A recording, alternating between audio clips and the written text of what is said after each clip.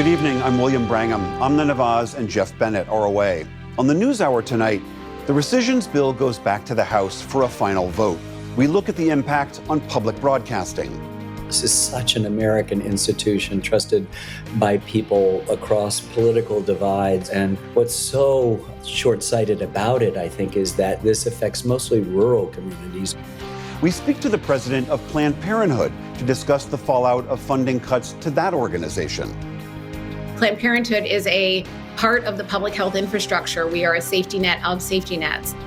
And amid a violent week in Syria, we examine the state of that fragile new nation.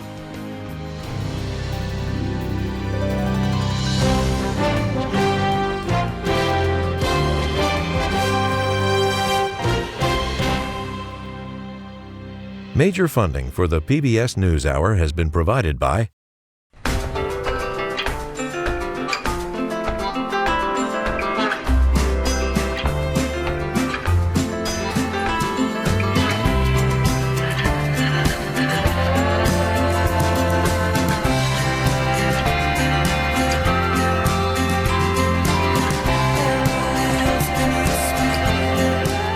moving our economy for 160 years. BNSF, the engine that connects us. Friends of the NewsHour, including Robert S. Kaplan and Wendy J. Selden through the Raymond James Charitable Endowment Fund.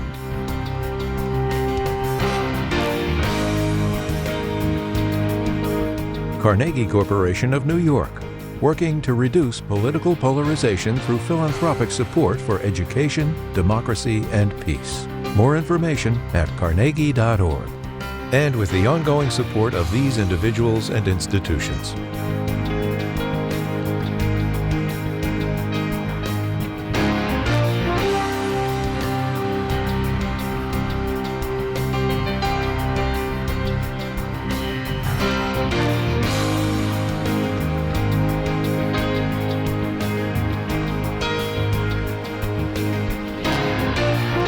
This program was made possible by the Corporation for Public Broadcasting and by contributions to your PBS station from viewers like you. Thank you. Welcome to the NewsHour. The clock is ticking for Congress to claw back more than $9 billion of federal funding for programs including foreign aid and public media. Tomorrow is the final deadline for the House to pass the so-called rescissions package, which is a priority for President Trump. Lisa Desjardins joins me now with the latest. Lisa, bring us up to speed where this rescissions bill is. Well, the House is preparing to vote. My reporting is it will happen very late tonight or perhaps in the early morning hours. This is the final vote needed to pass these immediate cuts. And my reporting is that the votes are, in fact, there. Those who have opposed this in the past told me today that now they are more or less on board. There may still be a few no Republican votes, but this is on track to pass later tonight. Now, it should go without saying, this is a major victory for President Trump and his ability to sway Congress. Many Republicans did not want to vote on this, thought this was really not worth their time. It's not really a lot of money in the scheme of the whole federal budget. And many of them privately would have voted no if it was a secret ballot vote. But this is on track to pass in the next hours. Given that, we've talked about this quite a bit over the last few weeks. This is going to have some impacts. Let's talk about those impacts on public broadcasting. Right. The public broadcasting portion is $1.1 billion. It's the smaller portion, but it is the only portion where funding is completely eliminated. All of the funding for public broadcasting for the next 2 years is eliminated here. Very significant. Now, NPR their CEO has put out a statement saying this is a risk to public safety because of potential cuts to emergency broadcasts, for example, and also PBS's CEO, Paula Kerger, put out a statement today as well. She wrote, "These cuts will significantly impact all of our stations, but will be especially devastating to smaller stations and those serving large rural areas." We put together a map using Corporation of Public Broadcasting data of the rural stations most at risk. These are stations around the country where they depend on 40% or more of their funding from the federal government. These are the ones most at risk. You see a large number of them in Alaska, but they are all over the country, notably not on the eastern seaboard, really not in major cities. These are the rural areas that are in trouble or could have trouble. What will happen with these stations? Well, It is going to be a months-long progress. I know a lot of our viewers are watching on those stations right now, and each station will have to sort out how they move forward, what their needs are. Do they depend more on their viewers? Do they work together with other stations? Can they survive this? It is a critical historical moment for stations that have been around for generations. Now, there is one other piece of reporting I want to raise. There was a side deal that I have reporting on made by Don Bacon of Nebraska, who voted yes ultimately. There he is for this deal that had to do with PBS funding. Now, here is what he told me earlier this month about the side deal. He said, quote, "I got a commitment to make sure PBS is funded this year from Speaker Johnson, and I trust the Speaker." That commitment supposedly is to take place in September, but there are real questions about how that works. He again told me today they do trust the Speaker. We will have to see. Public media, separately, there's also, as you've reported, quite a bit, so much about foreign aid in this bill. You did report earlier this week how PEPFAR, the HIV/AIDS program, was pulled out of that, but there are still major cuts for foreign aid. Tell us about that. Right. Those cuts to PEPFAR, those are off the table now. That program will survive completely intact right now. But let's take a look at those other cuts in foreign aid. Now, $4 billion of that is economic and democratic programs, really fostering democracy in other countries, as well as the economies of countries where the United States is worried about potential economic or political collapse. $800 million is for shelter, water needs, sanitation, and also family reunification. $500 million for countries facing natural disasters. Again, some of those basic needs. So while we've been talking about PEPFAR and HIV, these are also day-to-day living needs, and this is money that will be cut off as soon as the president signs this bill. There are longer-term implications to this, right? Yes, there are significant longer-term implications, and I'm very happy to talk about them because what this is doing is it is setting in motion an entirely new way of funding, using government's funding power. We expect as soon as this is signed, maybe more rescissions offers from the president, more requests. And what this does is all of the funding that is being cut here was passed by Congress with 60 votes in the Senate, but it's being cut by just over 50 votes. So it's changing the dynamic so that the White House has the funding power. The Senate's 60-vote margin really is not as important anymore. So what the president can do here is just continue to cut, no matter what Congress spends. It is yet another shift toward presidential power. These huge titanic developments here. One other piece of news from Capitol Hill today. The Senate Judiciary Committee advanced a controversial nominee to a very important court. Update us on that. That's right. We've covered it here before. This is Emil Bovee. He right now is the number 3 official at the Department of Justice. He's in his 40s. He has a long history. He has been a clerk in courts, a prosecutor, also was a defense attorney for President Donald Trump. A lot of controversy over his demeanor, but also over his role specifically in helping fire prosecutors who went after President Trump in the January 6th case, as well as his role in that plea deal with the New York City Mayor Eric Adams, the dropping of charges there. Now, the controversy really bubbled up today in the Senate Judiciary Committee, where Republicans moved forward his nomination, but Democrats wanted more time to debate, and so they acted in protest today in that committee. There you see they stood up because they wanted more time to talk about this nominee, and they left the room in protest. Now, there was some debate a little bit in committee today, and there was a back and forth over who is the problem here. Is it Democrats for opposing this nominee, or is it Republicans for pushing him forward? This is us simply trying to rush through one of the most controversial nominees we've had under this presidential administration. Sir, God bless America. You are a good man. You are a decent man. Why are you doing this? What is Donald Trump saying to you that are making you do something which is violating the decorum of this committee? The vicious partisan attacks and obstruction of nominees that we've seen from Democrats this Congress has to stop. One day, roles will reverse again, and my colleagues will want the same fairness for nominees of their president that they refuse to extend to President Trump's nominees. Quickly, I want to play the sound of a judge who signed a letter who expressed why he's concerned about this. Mr. Bovee has great experience as a lawyer. However, implicit in his resume is that he engaged in some questionable ethical behavior as a prosecutor, including being sanctioned by a judge. He has been the architect of a purge in the Department of Justice, where he has systematically fired career prosecutors who were engaged in the January 6th prosecution.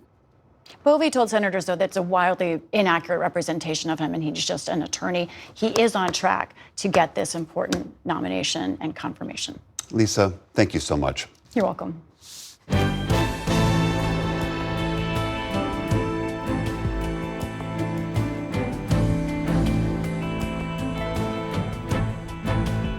We begin the day's other headlines with a stunning development in the Breonna Taylor case. The Justice Department is recommending a one-day sentence for Brett Hankison, the former Kentucky police officer who was convicted in the 2020 killing of Miss Taylor during a botched home raid. Her death sparked nationwide protests against racial injustice. Last year, a jury convicted Hankison of violating Taylor's civil rights when he fired several shots through her window. DOJ officials say his prosecution was excessive and point out that he did not hit or injure anyone. Hankison will be sentenced next week and faces a maximum sentence of life in prison. The White House now offered a rare window into President Trump's health today, saying he'd undergone testing for mild swelling in his legs. Press Secretary Caroline Leavitt confirmed that the 79-year-old is suffering from what's called chronic venous insufficiency, which occurs when leg veins struggle to pump blood back up to the heart. Leavitt said it's a common and benign condition for those over 70. The White House also said recent bruising on the president's hand relates to his, quote, frequent handshaking and the use of aspirin. Overall, Leavitt said the president remains in excellent health. Turning overseas, in Iraq, officials say a fire at a newly opened shopping center killed more than 60 people, including children. Funerals were underway for the deceased today, though at least 14 bodies are still unidentified. The blaze broke out late last night in the eastern city of Kut, leaving the mall an empty shell just a week after it opened. Local officials say the cause is still under investigation, but that legal cases have been filed against the building and shopping center owners. They've been offering no details yet on what charges they face. An Israeli shell hit the compound of the only Catholic church in Gaza today, killing at least 3 people and injuring 10 others. The Holy Family Catholic Church was sheltering hundreds of Christians and Muslims on its grounds. Among those wounded was the priest who used to speak with the late Pope Francis about the war. A funeral was held today at a separate church where community members mourned 2 of those killed. Today we stood at the burial of citizen Saad Salama, who was a guard for the church, and Mrs. Fumia Ayad, an educator who was a school principal and teacher of generations. They were coming out of their prayers when they were killed. Pope Leo released a statement expressing his, quote, profound hope for dialogue, reconciliation, and enduring peace in the region. Israel issued a rare apology for the shelling and said it's investigating. The UK is planning to lower its voting age from 18 to 16 before the next general election. The governing Labour Party announced the move today, saying it's aimed at boosting participation in the democratic process. Critics say it's an attempt to alter the electorate in their favor. Roughly 1.6 million people in Britain are aged 16 or 17. That's about 3% of the population. The plan is seen as the biggest expansion of UK voting rights since the age fell from 21 to 18 back in 1969. If approved by Parliament, the UK would join Austria, Brazil, and Ecuador in allowing 16-year-olds to vote in national elections. Back in this country, the Food and Drug Administration is allowing Juul to continue selling its e-cigarettes in the U.S. Officials determined that its benefits as a less harmful alternative for adult smokers outweigh the risks of young people using the product. It's welcome relief for the company, which has been blamed for creating a vaping trend among teens. In 2022, the FDA banned its products from shelves, but soon reversed course and agreed to a scientific review. The FDA's decision covers both tobacco and menthol-flavored versions of its products. The Steve Miller Band is canceling its U.S. tour due to concerns over extreme weather. In a statement, the 81-year-old classic rocker said that extreme heat, flooding, tornadoes, hurricanes, and fires, quote, make these risks for you, our audience, the band, and the crew unacceptable. Miller's tour was set to begin next month, with stops including New York, Florida, and California. This cancellation comes after extreme weather events affected the Bonnaroo Festival in Tennessee in June and last week's Rock the Country event in Kentucky. And on Wall Street today, stocks rose after some better-than-expected economic reports. The Dow Jones Industrial Average added more than 200 points on the day. The Nasdaq climbed more than 150 points to hit a new record. The S&P 500 also closed at a new all-time high. And the singer Connie Francis has died. Bet your bottom dollar you and I are through, 'cause the lipstick on your collar told a tale on you. She had more than a dozen top 20 hits in the late 1950s and early 60s, with songs like Lipstick on Your Collar and Who's Sorry Now.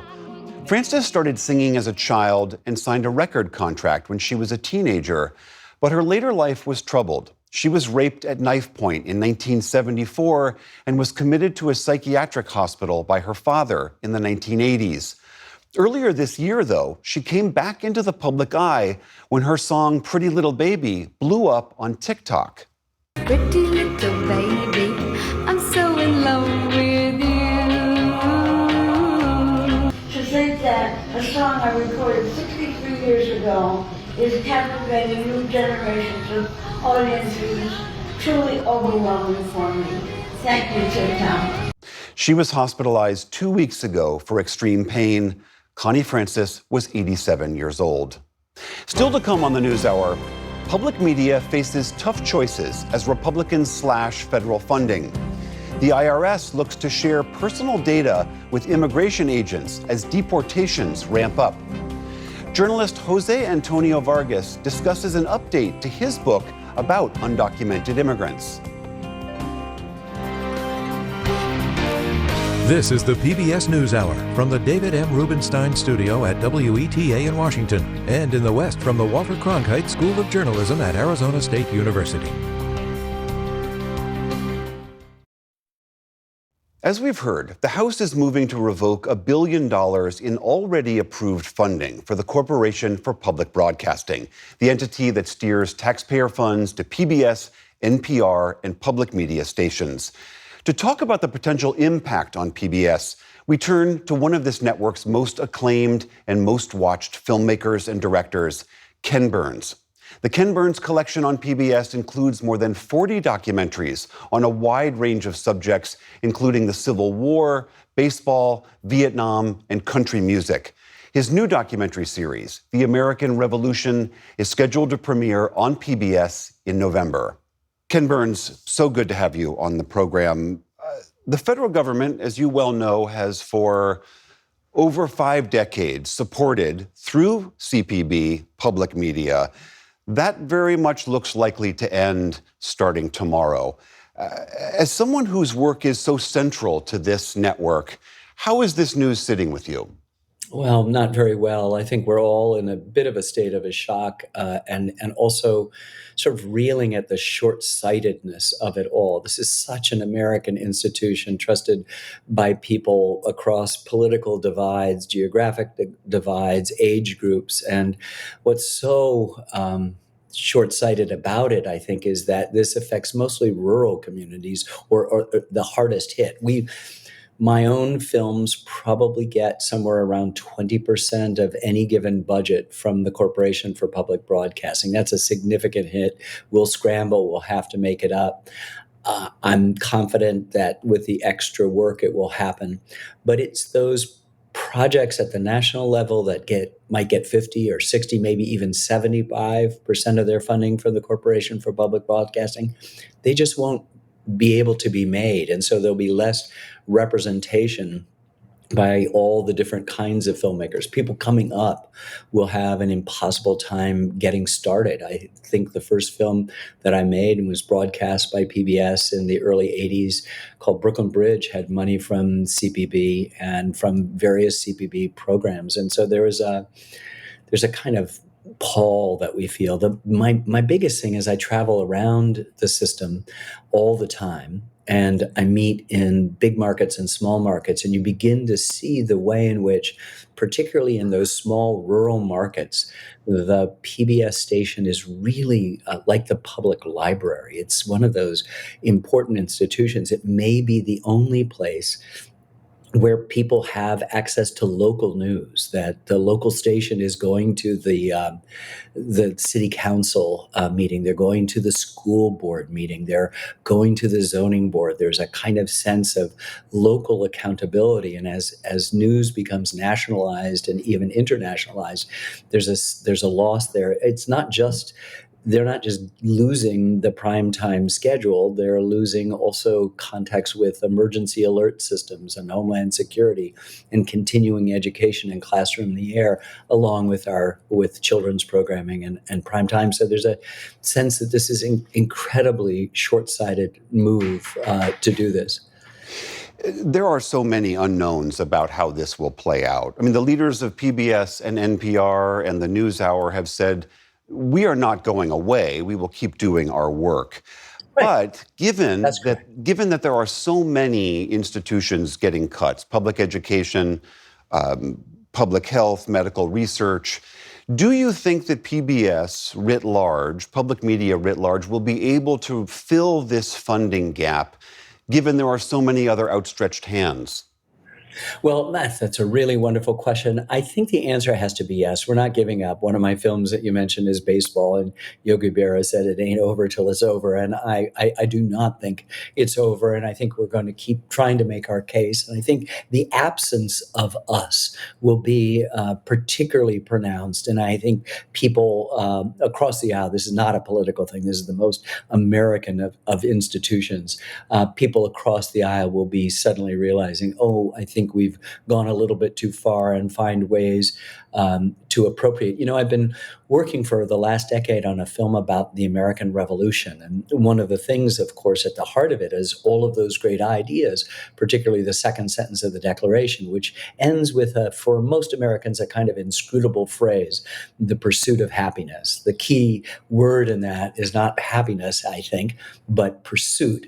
And I think a lot of people have understood happiness to mean the acquisition of things in a marketplace of objects. But what the founders actually meant was lifelong learning in a marketplace of ideas, that in order to be this new thing that had not existed in the world, which is what makes the revolution such an important moment, we were creating citizens, not subjects. And it was the opinion of all of the founders that these citizens had to be educated, that education had to be part of it, and it had to be continuing education. Otherwise, you couldn't be virtuous. But I think we're all kind of committed to redoubling our efforts and making our case for restoring funding in some way, shape, or form, perhaps in appropriations as we approach the new budget, in whatever. It just seems like there was no need to have to reinvent the wheel that I think we're now being forced to do. As you well know, Republican administrations going back decades have been trying to cut public media funding, alleging that there is an inherent liberal bias. How do you push back on that allegation? Well, I push back everywhere. William F. Buckley, a noted conservative thinker, had a program on PBS called Firing Line for 32 years. That program is still going on. It's still moderated by a conservative. And so I think somehow we have to separate what becomes the ideological football of the moment, this idea, and it's a legitimate argument that the government shouldn't be in any way involved in this. So though every government on earth is, of course, involved in it in some ways. And then the fact that it is so woven into the fabric of our American community as such a patriotic thing. The brand itself of PBS is the most trusted in the country, that I think we've we're throwing the baby out with the bathwater here. And I think we've got an obligation to the people who depend on us to make sure that we can come back as vibrantly as I know we will.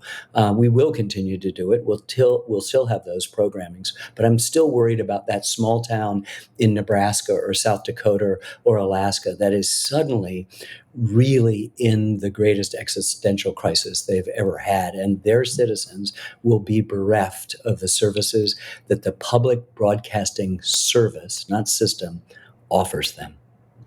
Ken Burns, always great to talk to you. Thank you so much. Thank you.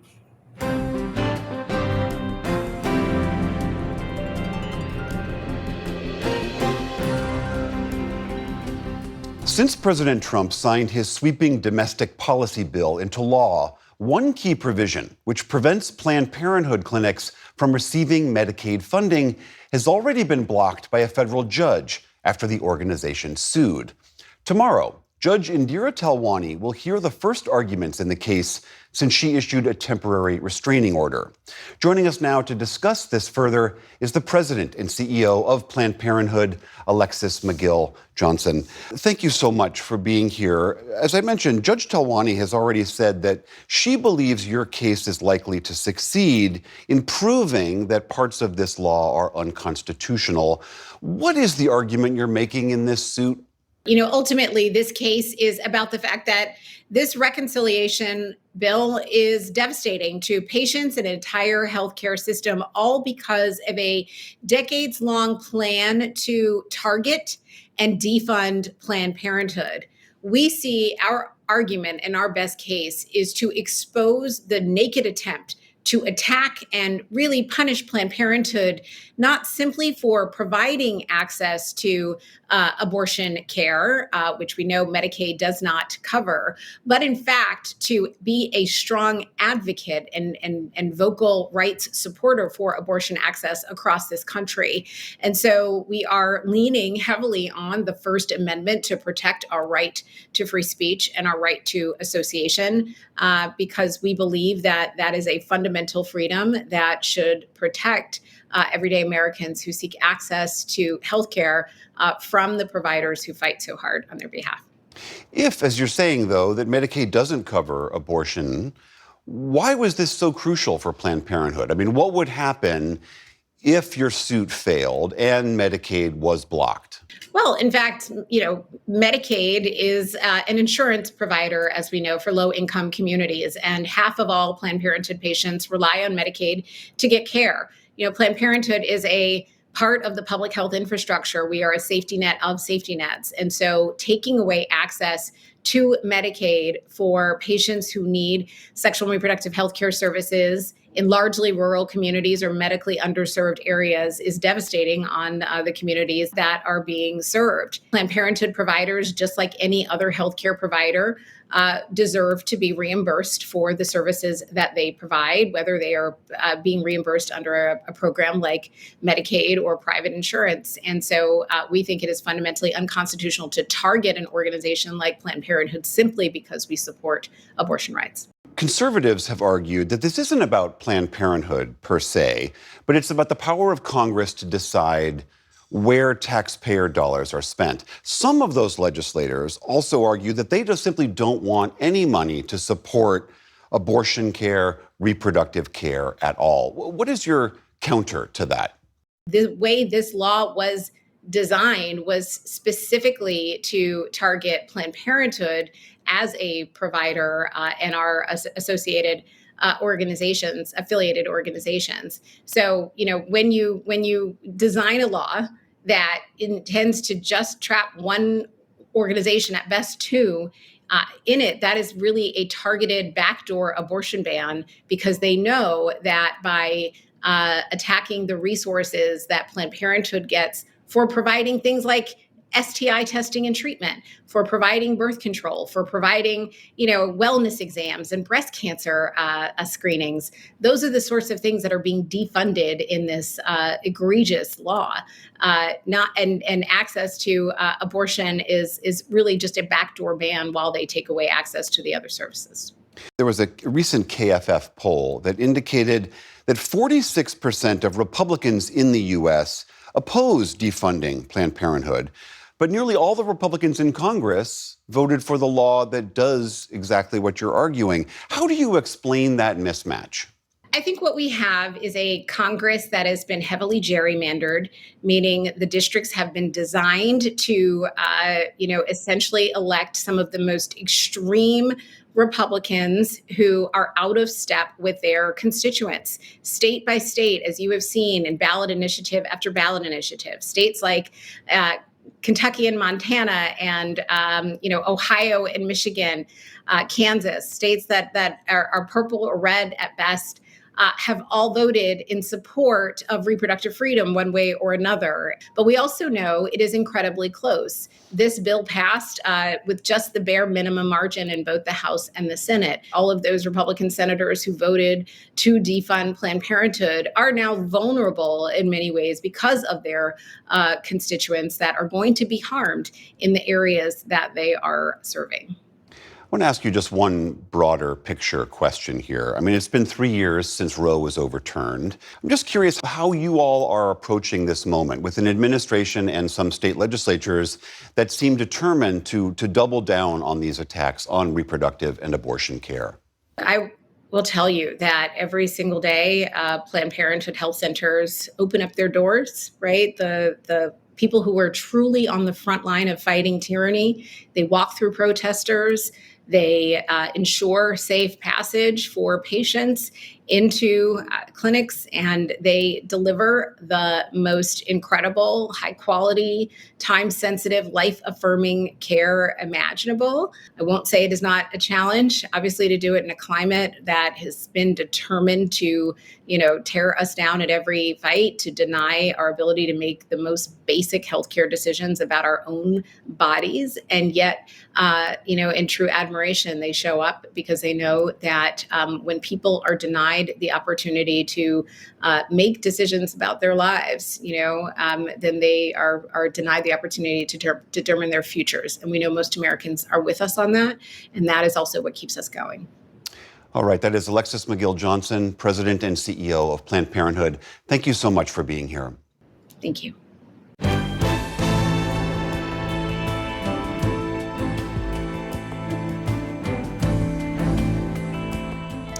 Today in Syria, violence continued between rival factions even after a ceasefire deal happened yesterday. Government troops withdrew overnight from Suwaida, as Israel said it would not allow Syrian forces south of Damascus, extending Israel's attempted control of that area. Stephanie Tsai updates the situation and then looks at this new nation's fragile stability. And a warning, images in this report may disturb some viewers. Today in southern Syria, a massacre. Armed Druze militias chased, tortured, and killed Bedouin tribe members, including women and children. An act of apparent vengeance after Bedouin attacks on Sunday escalated into conflict. The brutality comes despite a fragile ceasefire agreement signed yesterday between the Syrian government, the Druze Union, and local tribal leaders in Suwaida. But the conflict is not just local. Israeli strikes Wednesday on the presidential palace and defense ministry headquarters in Damascus raised the stakes. Today, U.S. State Department spokesperson Tammy Bruce said the U.S. did not support those strikes. The United States unequivocally condemns the violence. All parties must step back and engage in meaningful dialogue that leads to a lasting ceasefire. The U.S. has supported the interim Syrian government, led by Ahmed al-Shara, a former jihadist who has promised peace. 10 days ago, the U.S. lifted its terrorist designation on Hayat Tahrir al-Sham, his former armed rebel group, now part of the interim government. And in May, al-Shara met with President Trump, a day after Trump lifted sanctions on Syria. An array of groups hold sway in the country. In the northeast, the Kurdish Syrian Democratic Forces, supported by the United States. And in the northwest, swaths of territory are controlled by Turkish-backed militias. Other opposition groups hold pockets of power in the south, and Israel occupies and controls the Golan Heights. Since the new interim government came into power in late March, instability has been rife. the nation's many factions and tribes have come head to head. In March, 1,500 Alawites, a religious minority that once controlled Syria under the 50-year Assad family dictatorship, were slaughtered by forces of the new government. This after former officers loyal to ousted President Bashar al-Assad attempted a coup in Latakia, once the Assad dynastic power base. And while interim Syrian President Ahmed al-Shara denounced the killings and vowed justice, his own government has been criticized for aiding and abetting Syria's instability. Today, al-Shara promised to protect the Druze. I also address the Druze people. We assure you that protecting your rights and freedom is one of our priorities, and we reject any effort that aims to drag you to an external party or to create division within our ranks. But long-standing divisions continue to threaten Syria. After today's bloodshed, the Bedouins have already vowed another round of revenge.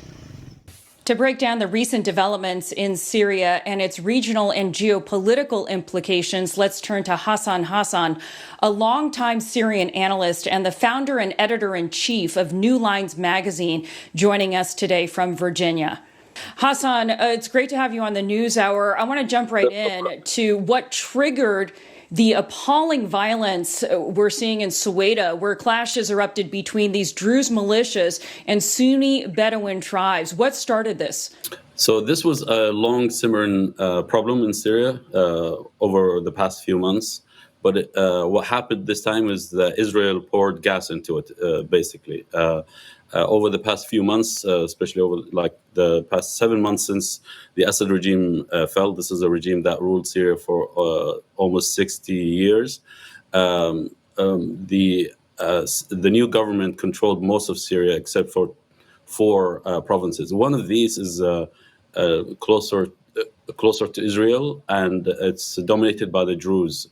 And those refused to be part of the government. There's one Druze leader backed by Israel who refused basically to be part of the new government, considered it kind of an extremist government, and he refused to be part of that. And that was the source of tensions that kind of triggered many incidents of violence over the past 7 months. Right. So Israel, though, says they are there. They bombed Damascus yesterday to protect this Druze minority.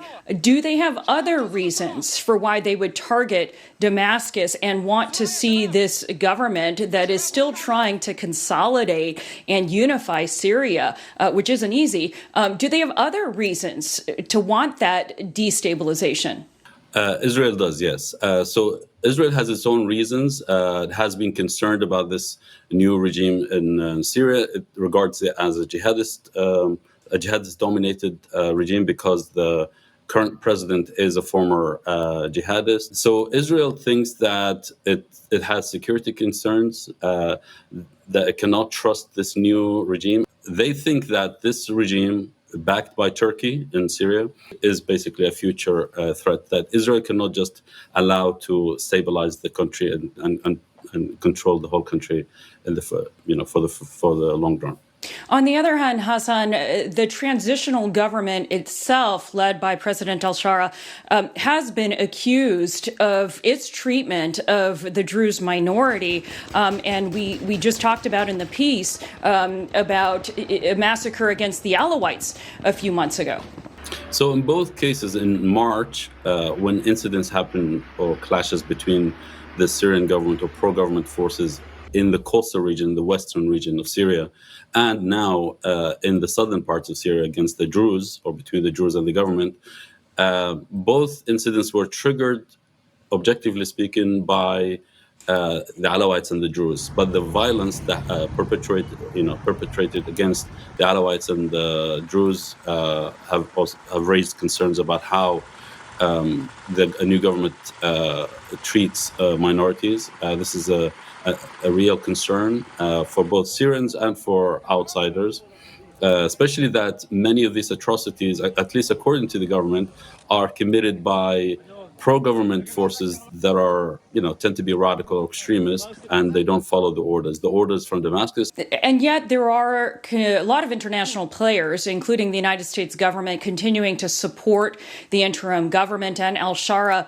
Is the violence that we've seen in the last few days, Hassan, existential to his ability to hold the country together? Personally, I don't think the problems in Suwaida with the Druze or even in the coastal region with the Alawite are existential problems for the new order in Syria. The majority of Syrians, they believe that the return of the Assad regime or a new order that's not Sunni dominated will not be accepted. So I don't think it's an existential threat in that sense, except if Israel and or the Israeli policy becomes a U.S. policy, for example. That's when Damascus starts to be worried. Over the past 7 months, the authorities in Damascus have tried to engage in peace talks, despite push sometimes, for example, from Turkey to attack the Kurdish, dominated area and retake it by force. Damascus has tried to say, no, let's talk with them and kind of try to peacefully integrate these forces into the government. Even what's happening now, it's a mix of old problems with new complications, and then you have regional interests. What happened in favor of Damascus, the new regime in Syria, is that almost all countries have supported their stability, and the U.S., Europe, Russia, even in Iran and others will all have said the right things in terms of our interest in stabilizing Syria and in supporting this government. But this government has to act and behave like a government that represents all Syrians. That is Hassan Hassan of New Lines magazine. Hassan, thank you for your insights. Thank you for having me.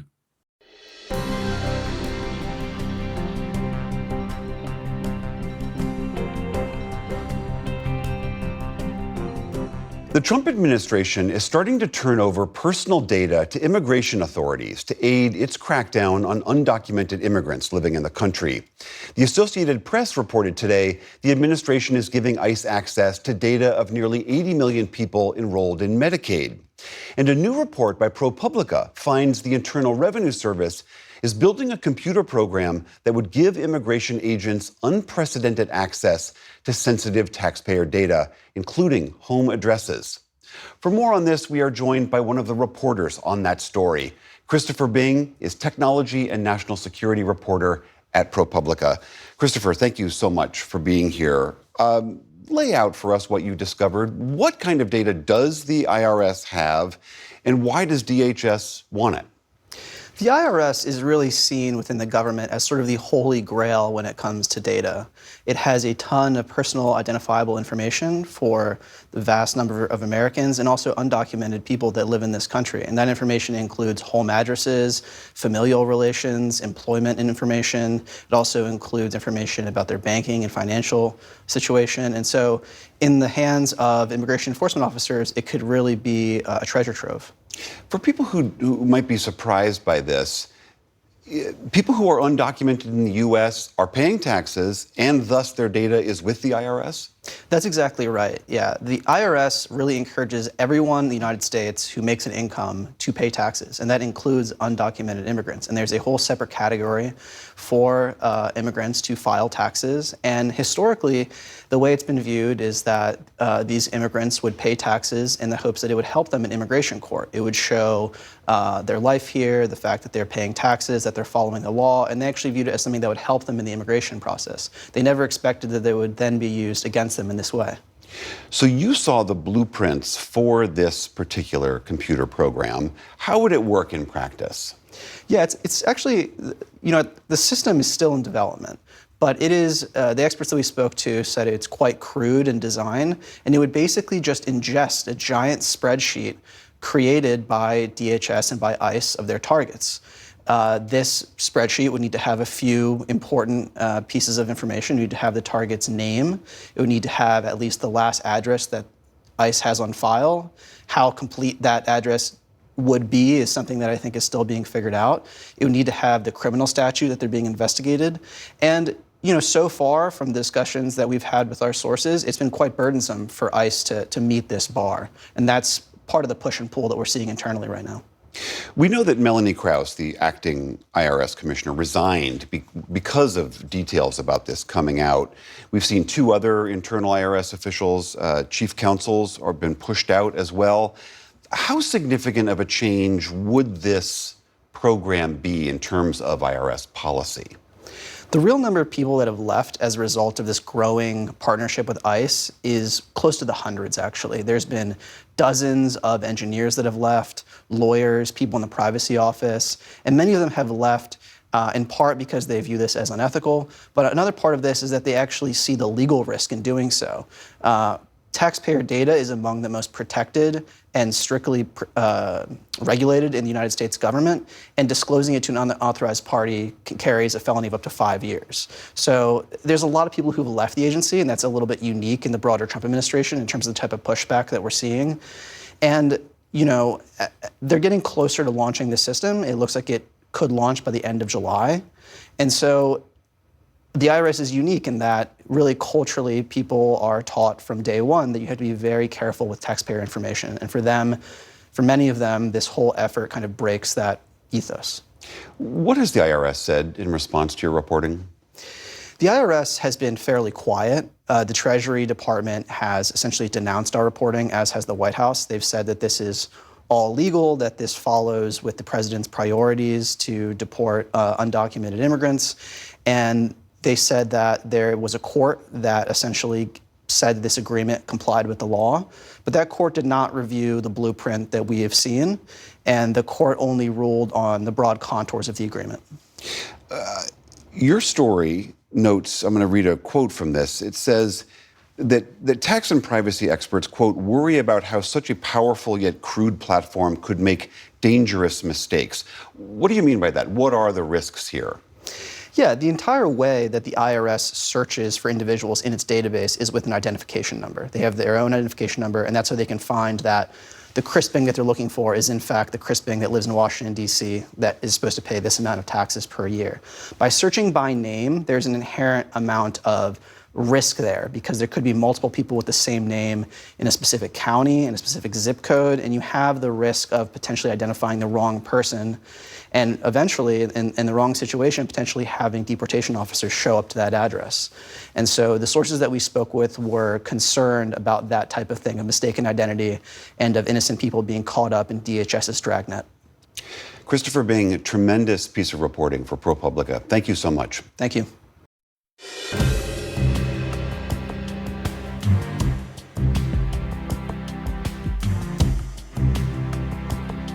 While President Trump promised an aggressive approach to immigration, a series of new polls finds public opinion on this issue seems to be shifting. A Gallup poll found just 30% of Americans believe immigration should be reduced. That's compared to 55% last year. And a new AP poll out today finds just 43% of Americans say they support the president's handling of this issue. Ali Rogan spoke with one author whose personal story connects to the larger questions many are asking about immigration in America. Amid the public outcry over President Trump's immigration policies, Pulitzer Prize-winning journalist Jose Antonio Vargas released a new edition of his memoir, Dear America, Notes of an Undocumented Citizen. In 2011, he publicly revealed he was an undocumented immigrant, and today is once again stepping into the spotlight to tell his story of how he left the U.S. for the first time since he arrived as a child to begin his process of becoming documented. Here to talk about the questions he struggled with and that millions of others may be coping with now, I'm joined by Jose Antonio Vargas. Thank you so much for being here with us. Thank you for having me. You have a new edition of your book out. Why did you decide to write this new edition now? This book originally came out during Trump's first presidency. And as you just mentioned, I actually had an opportunity last summer to take advantage of a process of a waiver. And so for the first time to get documented, to follow a process that was not available to me before, I left the country for the first time. You went to Tijuana because you had to be outside the country. I had to be outside the country. And that was the closest place, right, That to was have your the closest interview. place. Yeah. And Mexico was the closest place, and they tried to come back. So I was at the mercy of the consulate in Tijuana. So I was there for about 6-7 days, and then thankfully got approved. And so now I'm here. You know, I'm sure everybody knows about the Real ID Act. So if I had not gotten this, I would not have been able to get a Real ID. And I fly all over the country, so not having a Real ID would have been a real problem for me. Let's take a step back. Many folks may know that you revealed your immigration status back in 2011, revealing that you yourself are undocumented. How has your life changed since then? You've written your memoir. Yeah. You're now experiencing living in this country during this moment in the debate about immigration. The biggest thing, you know, I'm a journalist constitutionally since I was 17 years old. And the thing that I grapple with the most is how immigration is such at the center of our national dialogue, and yet most Americans know very little about immigration as a process and the facts surrounding undocumented people, or what we call this administration illegal aliens. So the fact that undocumented people pay taxes and contribute to taxes and have helped keep Social Security solvent. The fact that most states in this country do not let undocumented people drive. Texas, 1.8 million undocumented people can't drive. Florida, 1 million can't drive. So if we can't drive, how can we vote? And yet, that lie, never underestimate how a lie can organize people. And the lies that have been told about undocumented people, the level of mis and disinformation, elected a president twice. And I want to ask you about sentiment, which is being shaped by this national dialogue. Some polls have indicated, including a Gallup poll, that this anti-immigrant sentiment that really has been percolating these few months has begun to die down. So where do you see it from your perspective? Has it truly? I think what we're seeing is the public finally understands what ICE does.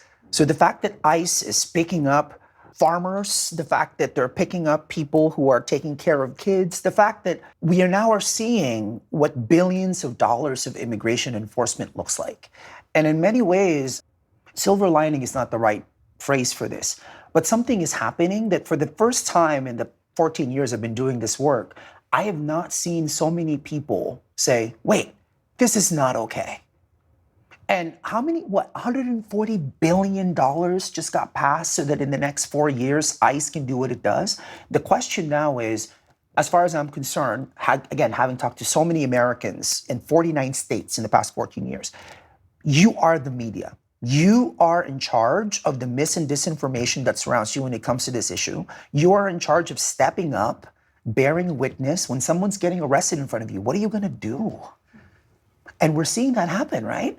At hospitals, at schools, at farms, we're seeing people step up and say, wait a second, that's my neighbor, that's my classmate, that's my coworker. So in some ways, the Trump administration is breaking this, and it's so broken that finally we can actually ask ourselves, what does a solution look like? Well, let's talk about some of those solutions. You founded an organization called Define American, where you're working to reshape the perceptions of undocumented people in media, in literature. Tell me more about that work and how it's changing those perspectives. Again, such a journalistic point of view, which is we can't really debate an issue if we don't have a shared understanding of what the issue is. What are the facts? What are the contexts that shape those facts, and how do we be more responsible? Look, I'm neither a Republican nor a Democrat. Again, I've never voted because I'm not allowed to. But when it comes to this issue, we are not on the same page about what the issue even is. So our job at Define American is, how do we tell stories that are accurate and they're humane, right? And I think that's been the big problem, is the inhumanity that in many ways frames what this conversation is. So that's what we've been doing. So if you're a Hollywood writer who's trying to make a movie or a TV show, if you're a book writer who's publishing a nonfiction book or a fiction book, if you're a playwright and you want to tell an immigrant story, you go to us and we help you make sure that what you're talking about, when you're talking about undocumented Indian people or undocumented Black immigrants, that you have all the information that you need so you can do this in an accurate, humane way. And in some ways, our own colleagues in journalism have failed. I have to tell you, whenever I watch the White House press briefings, and a White House official says something inaccurate about immigration, I'm watching those White House correspondents. Why can't they fact check in real time? Why can't we actually say, wait a second, that's not accurate? Some people do it, but for the most part, the lies, the misinformation, the disinformation become such oxygen. It just becomes part of the air. Jose Antonio Vargas, thank you so much for joining us. Thank you so much for having me.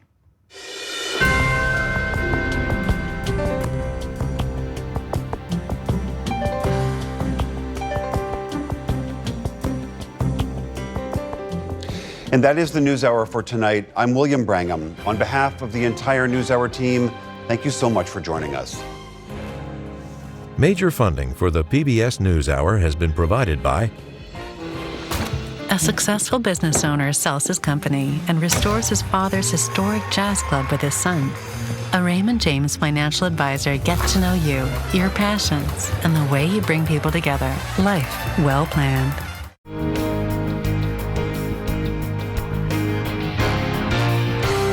The ongoing support of these individuals and institutions.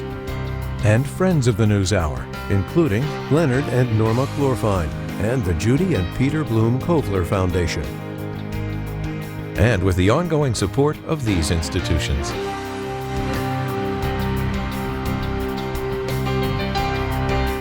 And friends of the NewsHour.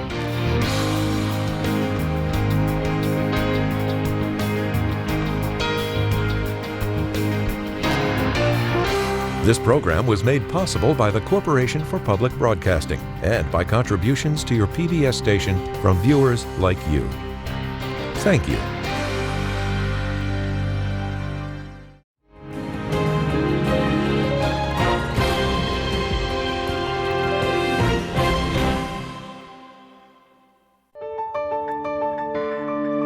You're watching PBS.